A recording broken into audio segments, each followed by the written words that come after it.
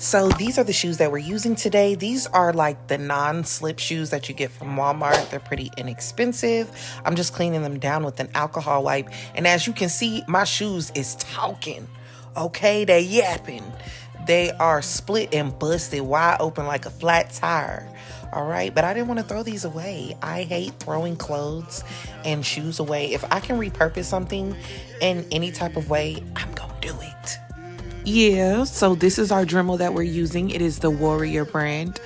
I got it from one of those tractor and supply stores. I can't think of what it's called off the top of my head, but it will be linked in the description bar if you guys would like to purchase this specific brand. It's really, really important that you wipe the shoe down with alcohol and then you use a tool to create some type of friction. That way, when the glue is adhered to the shoe, the fabric stays intact and it doesn't have any lifting because you know it's a shoe. And of course you have to, you know, your shoes get a lot of movement and you just don't want them falling apart. So definitely don't skip the step of cleaning the shoe with alcohol and don't skip the step of filing the shoe down. Everything else is kind of optional. I just wanted to show you guys how I did it. And then of course, I want y'all to put y'all own little twist to it. Don't ever do something exactly the way that I do it. I'm just showing you guys how I did it. And I want you to add your own twist. I want you to add your own style to it, okay?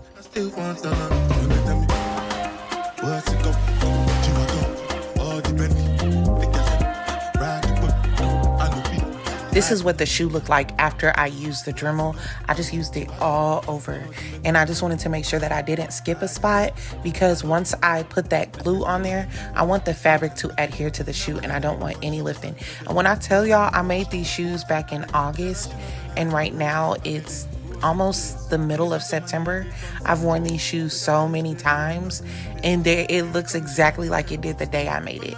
So that's why I really don't think you should skip this step, and make sure you're wiping it down with at least a 90% alcohol solution. That way everything stays exactly the way you want it to. I use the Dremel on both shoes. I'm just going to show you a little bit of this shoe and then I'm just going to go ahead and move on because I feel like at this point you guys kind of get the gist of it. This did get kind of messy, so I did have to wipe down my surface, and I just used the same alcohol wipes that I used to wipe down my shoe, and look at it, it was everywhere. Oh my goodness. So the glue that I used was E6000, and I'm telling y'all, I swear by this glue. I feel like this glue is so much better than hot glue, especially for this because they're rubber soles, and that hotness of that glue can affect the way that the shoe fits. Also, speaking of the way that the shoe fits, now that we're talking about that, I definitely suggest that you put like some tissue paper or something on the inside of the shoe. That way it can kind of keep the shape of the shoe, because I noticed that after I put the fabric onto the shoe, and I know I did blow dry it, but I only used cool air. So I know that it had to have been from the tightness of me adding that fabric to the shoe. So I definitely recommend putting some type of tissue paper or something in the shoe, because when I put it on, I noticed that the shoe fit very tight. And I had to wear like 3 pairs of socks to kind of loosen it up. So next time when I make these, I would definitely put some type of tissue paper on the inside. That way I could keep it from being too tight. I covered the entire layer of the shoe with one color of denim. And I did this because I didn't want to try to like cover up any black. I just wanted to start off with like an even canvas, an even color. And then I also did the same thing to the inside. If you want to make the bottom, like the soles of your shoes neat, you can fold the fabric under and then glue little by little if you want to make it neat. But because I'm not selling these to anybody and I'm just going to be stepping on it anyway, I ended up covering it up towards the end once I added the patchwork. So it didn't really matter to me, and I wasn't really focused on covering up the soles of the shoe. So if you want to do that, you can definitely do that on yours. But for mine, I ain't want to do that. So I don't want to read no comments in the comment section about how I should have covered the woody woody woo woo woody woody woody woo woo. I ain't do it because I ain't feel like it. And then for two, you could do that with yours, okay? So you see all that glue down there at the bottom. You know, if you want to make yours neat, you can definitely fold it under, you know. And then if you get a little bit of glue, you could just take some nail polish remover and get that glue, that little glue residue from showing. But me, I ain't do that. No, I ain't have time. And another thing, while we on the subject, the blow dryer, make sure you're using cool air. Don't use hot air, use cool air. It'll dry a lot faster. Also, it doesn't really matter if you can see the overlapping on the front of the shoe because you're gonna cover it up anyway. So don't take too much time on this part.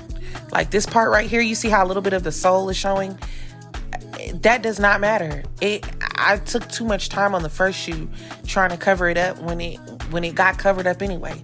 So don't take too much time on this part.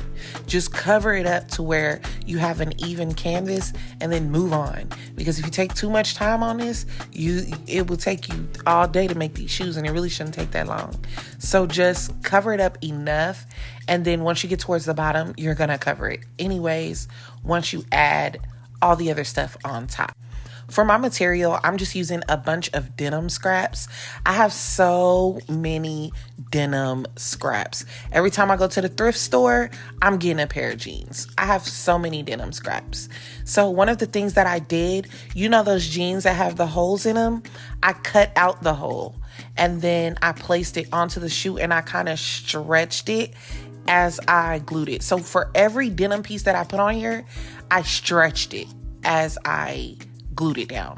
I feel like that's what's gonna make it lay flat, and that's what's gonna give it that crisp look, okay? Because that's what you want. You want it to look like it came out the store. When people saw my shoes in the airport, they were like, wow, because you know how you have to take your shoes off. And people were constantly complimenting my shoes. They were like, wow, those are so cute. Where did you get those? And I was telling them I made them. Nobody believed me, you know, and that's a good feeling. You don't want them to believe you, girl or guy. This is one of the zipper flies from one of the jeans that I had saved from the thrift store, and I'm gonna add the zipper on top of the denim clog. So one of the things that I really love is just, you know, that distressed, deconstructed look. I didn't like the placement of it here, so I ended up taking it off and I removed it and I put another piece on top of that, and then I put the zipper on top of that because I wanted it to have a lot of texture and a lot of dimension. I didn't want it to look real flat in one color. I just wanted it to look very deconstructed, and I wanted it to look like it had a bunch of different types of colors in it because it matches better with all your clothes if you do it that way. I'm gonna be quiet for a little bit, but then I'm be back. All right, so I'm be quiet for a little bit. I'm gonna let y'all just kind of see, you know, how I did it, and you know, just kind of catch a vibe, and then I'll be back to explain one more tip. I just want to tell y'all one more thing, but I just want y'all to see it first, so that way you know you'll kind of know where I'm coming from. Okay.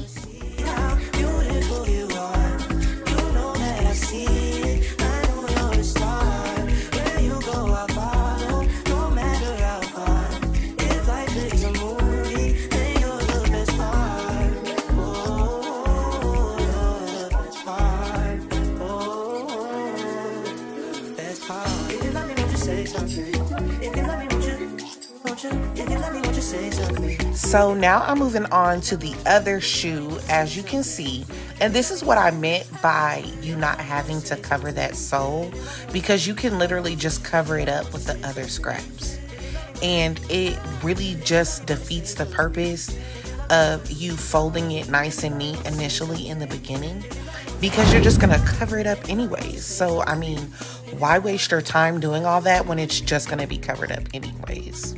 Another big tip that I want to share, as you can see throughout the duration of me making these shoes, I'm using that popsicle stick. You definitely want to smooth out that glue. Those thin layers are going to help the glue adhere more seamlessly, and it's also going to create a neater shoe. Next, I used this studded trim that I had laying around, and then I just added that to fill in some of those spaces. And then I also used some safety pins. I also had some other flat back studs that I had. They're the sew-on kinds, but you can definitely glue those with E6000 glue. If you like this video, or if you learned something from this video, don't forget to like, comment, and subscribe. Bye.